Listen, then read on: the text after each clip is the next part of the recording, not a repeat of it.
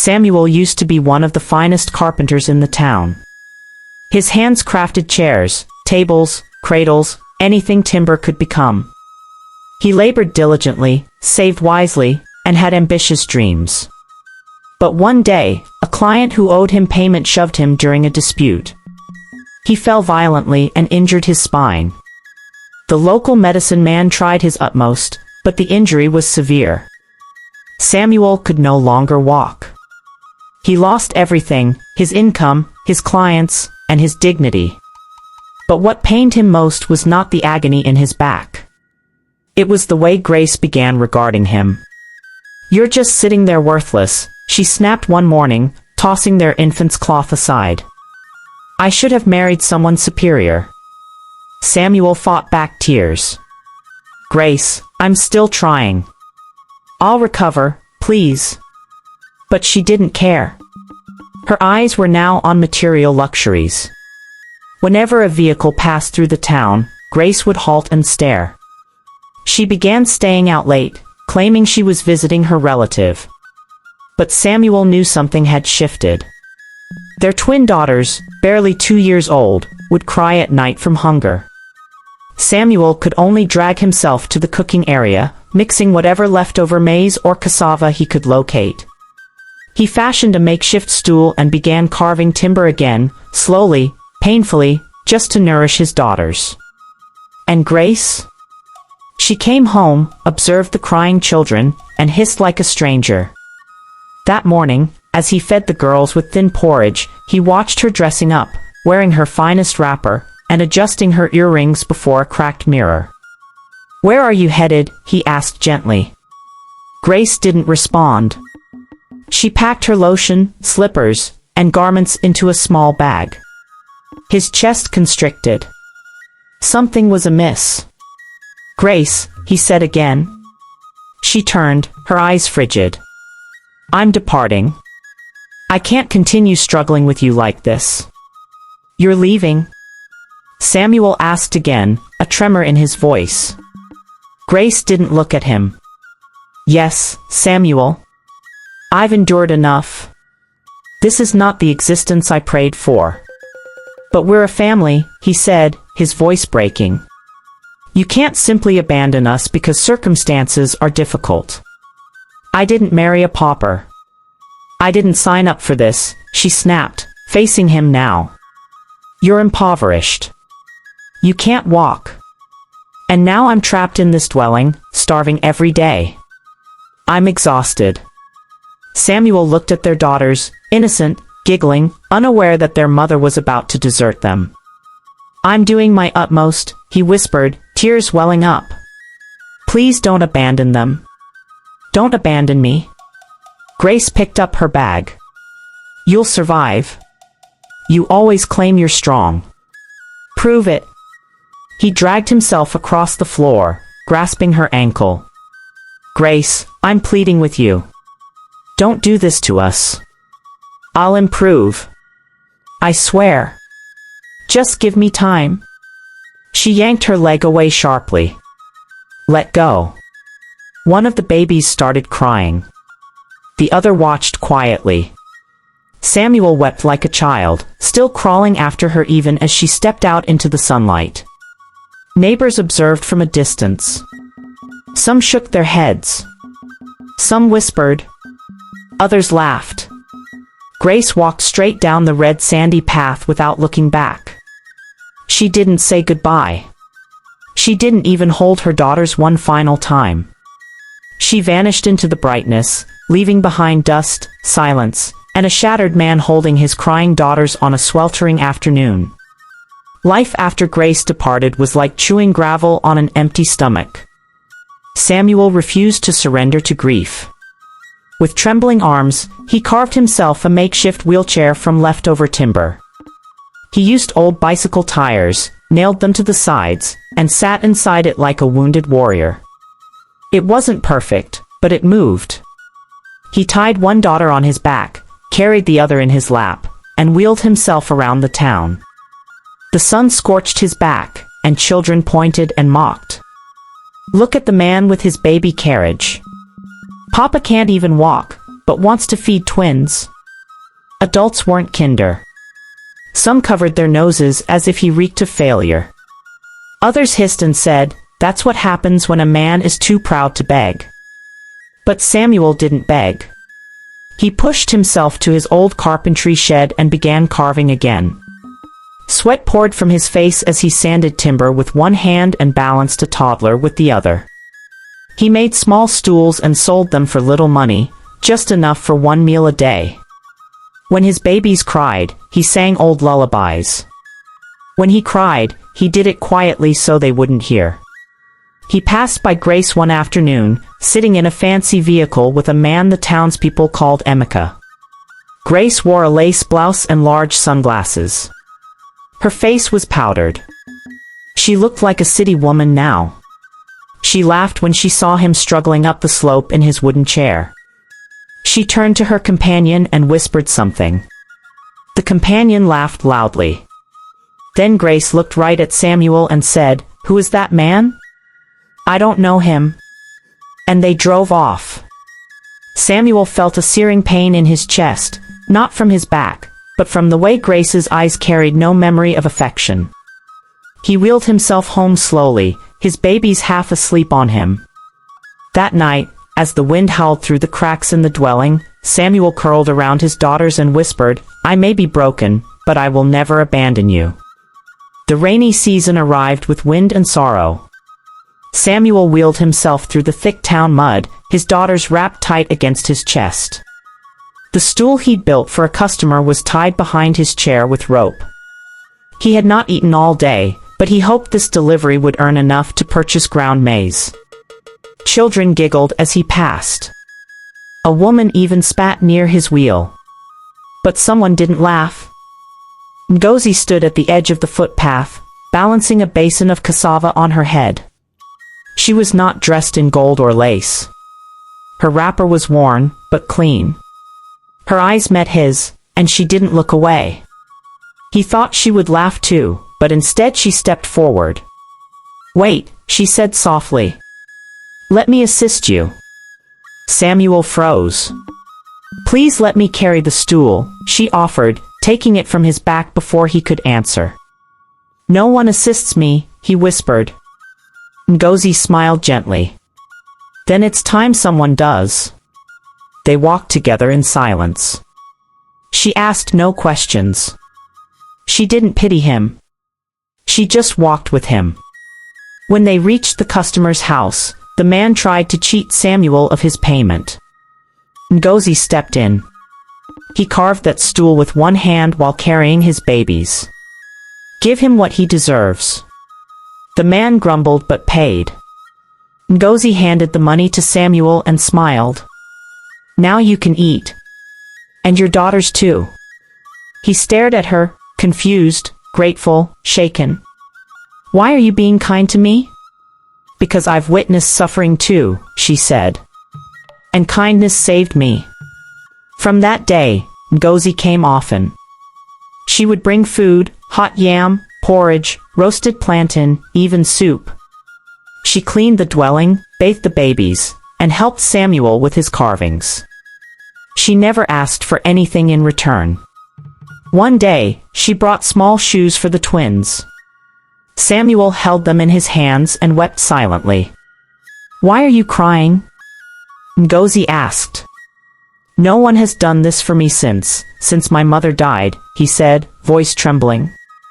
"Not even Grace." At the mention of Grace's name, pain filled the air like thick smoke. Ngozi placed a hand on his. "You are not alone anymore, Samuel." But the town didn't stay quiet. They whispered, "Look at him crawling like a worm and now pursuing another woman. Shameless. He should go and search for his runaway wife instead of charming that girl." Later that evening, a group of men laughed as Samuel passed. They made barking sounds, mimicking dogs. Ngozi was nearby. She stormed to the front of the crowd, her voice shaking with anger. "What kind of men laugh at someone carrying his children in a wheelchair? You should be ashamed." The mockery stopped. The laughter died. From that day, some people started to nod at Samuel in respect. Others still mocked, but not as loudly. And through it all, Ngozi stayed. The sky was bright and hot. Dust danced in the air. Samuel had gone to the market to purchase cassava flour. One daughter was tied to his back, the other in a faded cloth sling on his lap. He pushed himself slowly, carefully, his back damp with sweat. As he approached the market square, he saw them. Grace stood beside a brand new vehicle, laughing with two other women. Her hair was long and straight. Her wrapper glittered like gold. And beside her stood Emeka, her new wealthy lover, chewing gum and tossing money in the air for market women to fight over. Samuel tried to turn away, but one of Grace's friends pointed. "Look at that man in the wheelchair." Grace turned, eyes wide. Then she laughed, loud, cruel, empty. The baby stared at her, unsure. "Who's that?" Emeka asked, smirking. Grace shrugged, adjusting her sunglasses. "I don't know him. Must be one of those poor beggars." Samuel sat still, frozen. He didn't move. He didn't blink. He just sat there, feeling his heart shatter. The laughter echoed. People watched. Some giggled. He slowly turned around and wheeled himself away as his children whimpered softly. That night, he didn't speak. He didn't eat. He stared into the fire, tears rolling down his cheeks silently. The babies slept beside him on a mat. Ngozi came, saw him, and sat quietly next to him. She didn't ask what happened. She just placed his hand in hers and said, "You're a better man than anyone in this town knows." He whispered through his tears, "I think I'm ready to forget her." Ngozi smiled, even though her eyes glistened too. "Then I'll be here to help you remember yourself." The next day, Samuel sat at his wooden bench outside the dwelling, staring into the horizon. His twins were fast asleep, wrapped in cloth Ngozi had sewn herself. He had sold a small carved table earlier that day for a fraction of its worth. He needed the money. They hadn't eaten anything except porridge in 2 days. Ngozi arrived with a pot of beans. She had walked 3 miles barefoot just to bring it. "Eat, please," she said gently, placing the food in front of him. Samuel didn't answer. He stared ahead, his eyes red. "Ngozi," he whispered. "What if I never get out of this chair? What if this is my life forever?" Ngozi sat beside him, the rain beginning to fall in slow drops. "Then we will build your life from this chair. And when the time comes, you will rise." He looked at her, his lips trembling. "You're not tired of me? Of this? Of being seen with a man everyone calls worthless?" "I see you," she said, eyes shining. "Not what they call you." The rain poured suddenly, heavy and loud. The roof of the dwelling leaked, water dripping into small bowls around the room. The twins stirred in their sleep. Samuel slowly pulled himself toward the sleeping babies and held them close. Outside, Ngozi stood under the rain and whispered into the wind, "Oh God, if you can hear me, please bless this man. He's suffered enough." And in the storm, something shifted. Something heard. The next morning, just before sunrise, a knock came at the door. Samuel opened it with a sleepy frown. A tall man in a white agbada stood outside, his staff gleaming with gold and his shoes dustless despite the muddy ground. "Are you the woodcarver?" the man asked, his voice calm but strong. "Yes, sir." Happy hi bestie. If you enjoyed this story so far, don't forget to like and subscribe and comment where you are watching from. Enjoy! "I've seen your work, your stools and beds, your carved doors. They are finer than anything I've imported from the city." Samuel was quiet. He didn't believe what he was hearing. The man smiled. "My name is Chief Adebayo. I'm building a school in the town, and I want you to make all the desks and chairs. I want your hands, not anyone else's. Samuel blinked. Sir, me? Yes, you. You will be paid well. Ngozi stepped out of the dwelling, her wrapper tied tight. She looked from the chief to Samuel, heart racing. But sir, why me? Samuel asked again, voice shaking. Because sometimes God hides greatness in small dwellings and wooden chairs. Samuel fell to his knees, unable to speak. His daughters clapped, thinking he was playing. Ngozi knelt beside him, tears in her eyes. This is it, she whispered. This is the day your story changes. And it did. That day, Samuel's hands began working, not for survival, but for a future. Weeks passed. Orders came in. Money began to flow. The dwelling, once filled with silence and smoke, now rang with the sound of hammers, laughter, and songs. The twins had new clothes. They ate well. They played with small toys Samuel carved with love. And Ngozi? She was still there. Always. One afternoon, as Samuel worked on a headmaster's table, he felt a strange tingling in his legs. It happened again the next day. Then again.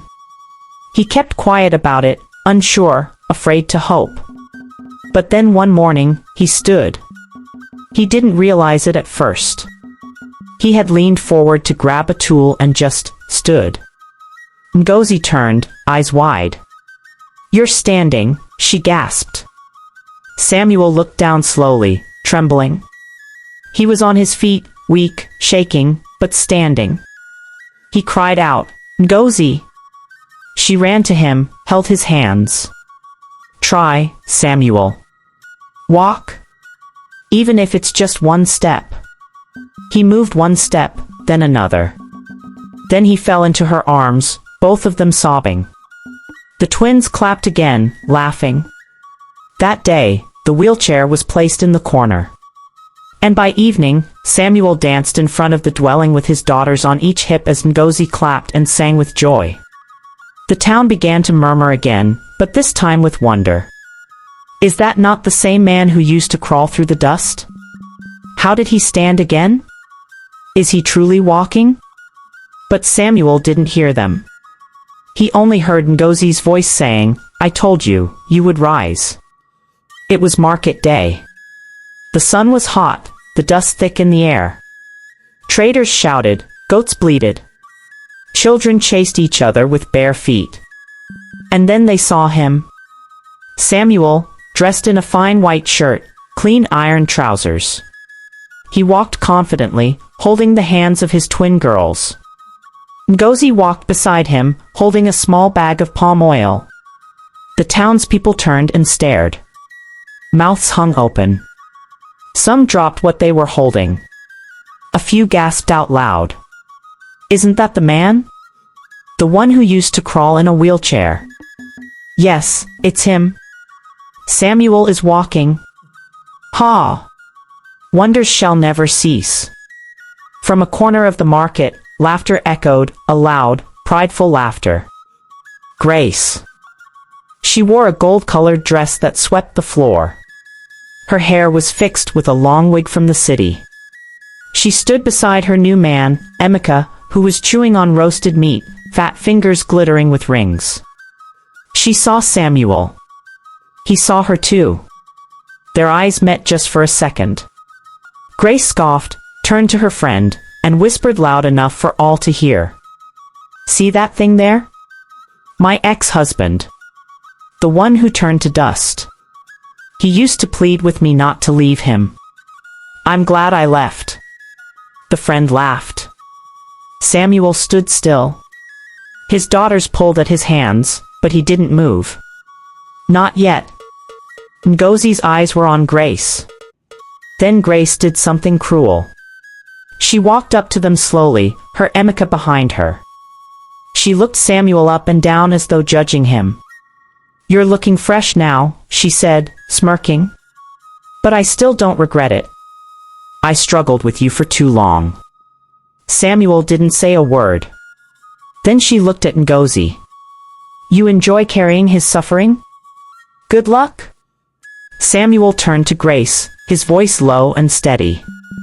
Do you remember the day you walked out of the dwelling? The sun was hot. The twins were crying. I pleaded with you.